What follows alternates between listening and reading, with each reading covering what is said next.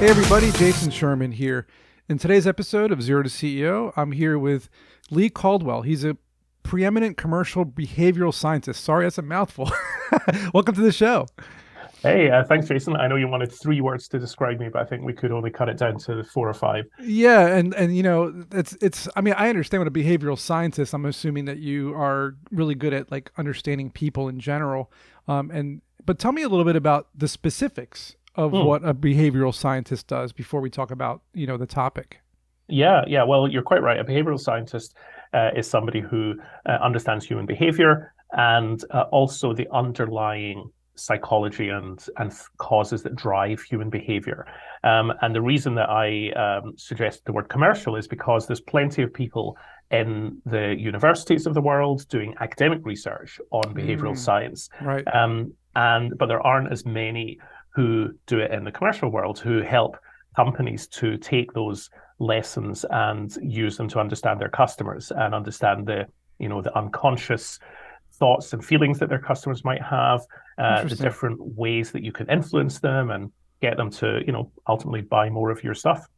And that's the topic we're going to cover is behavioral science and the future of consumer insight. So, I mean, this is really interesting to me because, I have a startup and I'm always trying to understand the behavior of the people that I'm targeting in ads, Yeah. video ads, TV ads, you name it, and trying to like tell a story that they can resonate with and then seeing if they do in fact relate to it and then want to use my product.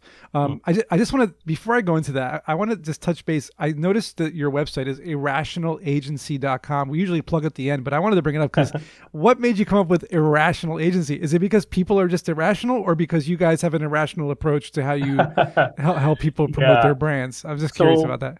Yeah, so it's more of the former.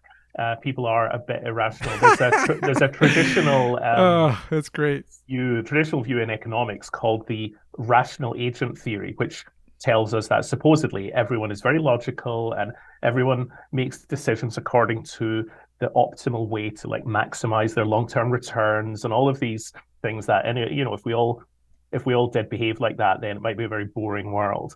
And in fact, the world of behavioral science tells us there's all of these quirks and all of these weird things about how people think and feel and behave that we kind of call irrationality, even though in reality there is a reason behind everything. Right, of Even some of course. those quirks, like you mentioned, stories. So Yeah. we might behave in a certain way because we have a story about ourselves, our identity, about the world, and that story drives our behavior. So there is a reason behind it, but sometimes it can look irrational from the outside, and so that's why we call the Oh, company the, that. the last 3 years have looked very irrational. They have. And let's talk about the why behind the what and what you mean by that. I noticed it a lot on your website and your branding.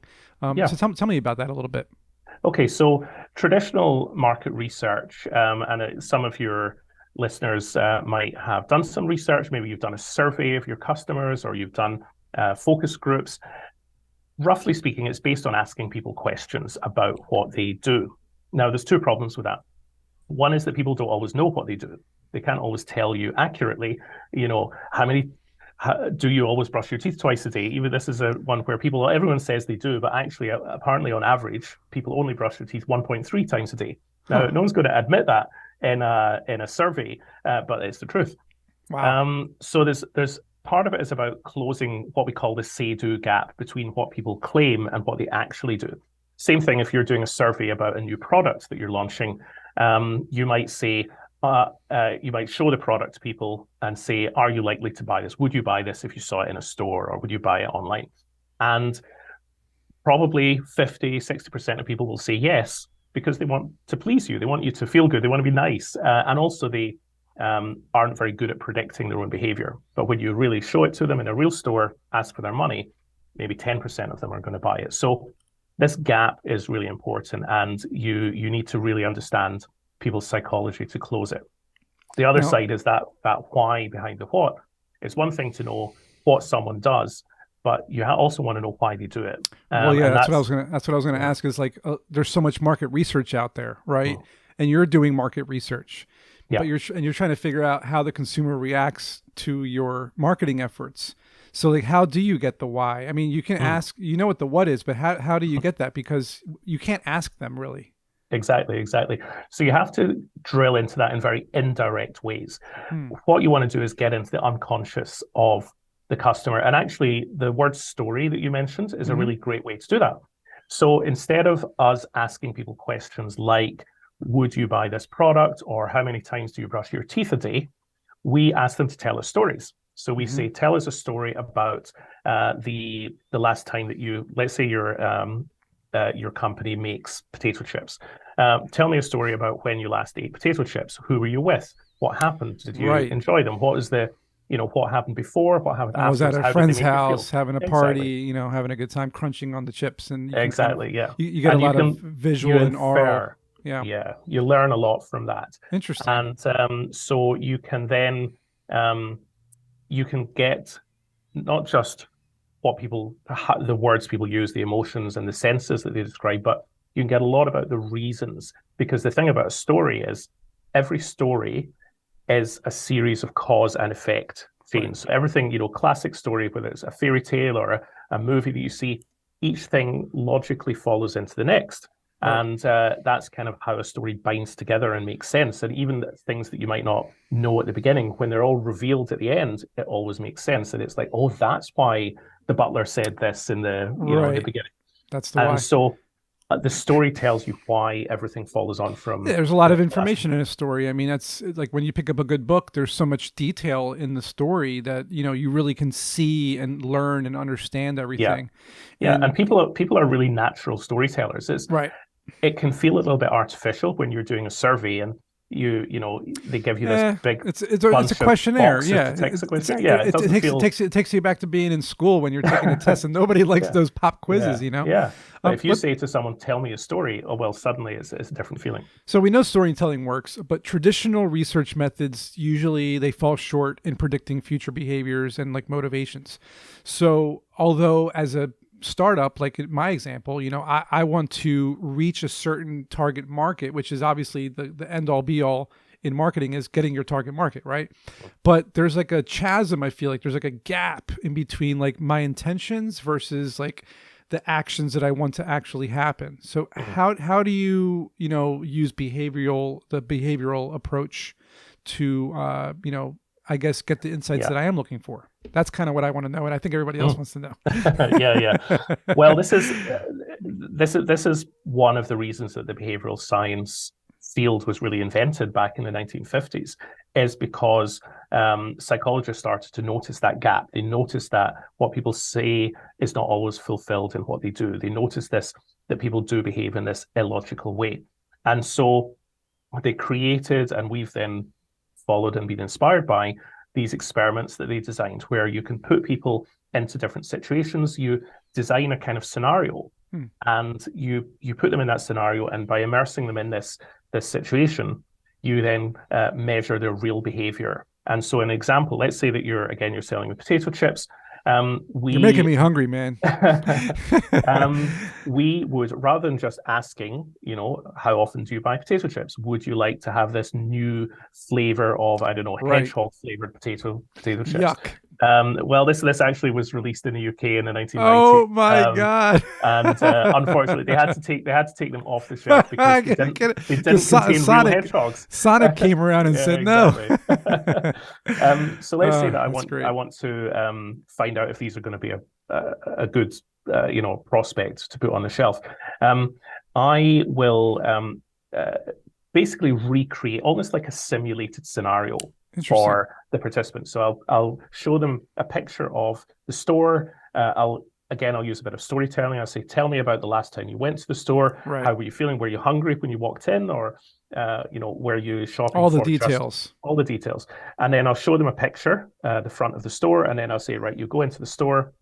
Here's the different shelves, different aisles. Which ones do you want to go to? And they'll get eventually to the potato chips, and then I'll show them like a shelf that has 100 different kinds of potato chips, Right. and I'll tell them how much money they've got in your wallet, and they then have to pick the ones that they really want. And then I'm going to find out, are you going to choose the hedgehog ones, or maybe you're going to default to your more tried and trusted like Sour cream. salt and vinegar, sour cream, whatever it I is. love Yeah. sour cream and onion, my favorites. So yeah, that's a great one. I think it's a funny example this because all the flavors that There's people so have in many. different countries, they're all different. So Oh, in the that's UK, true. we've got Worcester sauce, and we've got a Ooh, lot that's a of good like one. all sorts of different things that you probably don't have. And you guys, Um, fish and chips, really, chips are really French fries. They're not even potato. well, Those are exactly, yeah. crisps. You call them I'm crisps. I'm trying to translate I got you. for your accent, but yeah, we call them crisps. So I got you. That's cool. I appreciate that. And so let's talk a little bit about something I noticed on your website that mm. I want to know about. I don't know much about it. It's called System 3. Oh yeah. Is this something that you developed or what, tell me about it a little bit. Yeah. So we make it our business to stay very close to the science. And I go to a lot of conferences where those university psychologists and behavioral economists are presenting their research. I present my own there. So I try to keep really immersed in the cutting edge and not just the commercial side of it. Now, one of the distinctions that is common in the behavioral science world is System 1 and System 2. Some of your listeners will have heard of this. System 1 is what is traditionally the unconscious mind, the automatic mind, where you touch a hot stove and you automatically jump back. You don't even need to think about reflexes and muscle memory and things like that. Exactly. System 2 is the more calculating mind, where you plan out your behavior and you say, okay, I'm going to borrow money to buy a house. What's the interest rate that I can afford? And you do your spreadsheet. Do a little research. Exactly. Now, what we realized in talking to a lot of these psychologists is there's a third type of thinking that goes on, and that is called mental simulation, where people imagine a particular behavior. They feel the emotions or senses that they would feel when you imagine it. So project yourself onto like a beach, the sun's shining, you're drinking your cocktail. You can kind of start to feel what that's like, even though you're just inventing it. So I mean, I've been doing this for, I want to say, decades, where I call it visualization. I've been kind of visualizing what it is I want out of life or a situation that I want to be in. And I close my eyes and I meditate and I really think on what that would be like. And I even write in a journal what the outcome would be, so I can really visualize. And my whole life, I've been doing those things that I visualized, step by step. I've been actually accomplishing those goals. And that's how I've done it. Yeah. So is that a good that's a very good example, very, very much so. And we realized that there wasn't exactly a place for this in the traditional behavioral science structure of the System 1 and 2. It actually does sit as a different type of thinking. And so I put the label of System 3 on that. And so now I go to these conferences and say, here's actually, you should think about this differently, System 1, 2, and 3. And we also use this in our commercial work to think. Because really, when people are encountering a new product that they've not used before, whether it's a hedgehog flavored crisps or whether it's a new e-commerce platform or a new piece of software or a holiday vacation they haven't been on before, they imagine the outcome before they buy it, and they think, does this feel good, this thing I'm potentially going to buy? And if it feels good, then they might buy it. And so we want to measure that imagination and the stories they use to inform themselves and the feelings that they have when they imagine those outcomes. And that's what we call System 3.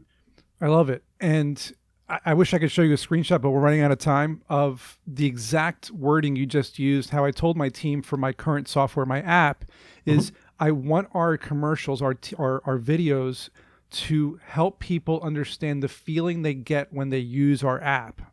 How can we convey that message, is what I've been telling them to make. And I feel like I've been doing a good job of the storytelling piece of the UGC, user generated content, of people making videos for us, really showing versus telling of how our app can help their lives. Is that what you guys do to help clients? Yeah, so we might work with a brand who's maybe designing their TV advertising or designing their website or even inventing the product in the first place. And we want to say, how can you talk about this product that will push the right buttons for people, that will get them to feel the emotions, that will allow them to understand what is this going to feel like, and not just understand what it will feel like, but the best version of how it could feel. So what story should you tell that leads your users mentally down the right path so that they get to this happy ending of the story of using your product. I love it. And where can they find out more about your product and use your service if needed, or socials? Well, irrationalagency.com and On Twitter, we're at Be Irrational. You can find me on LinkedIn, at Leigh Caldwell, which spelling is a bit funny, but you'll hopefully put it in the episode Show notes. Yeah. And I will, I'd love to hear from any of your listeners or connect with you on LinkedIn. I love it. Irrationalagency.com, everyone. Thank you, Leigh. And as always, we'll see you guys in the next episode.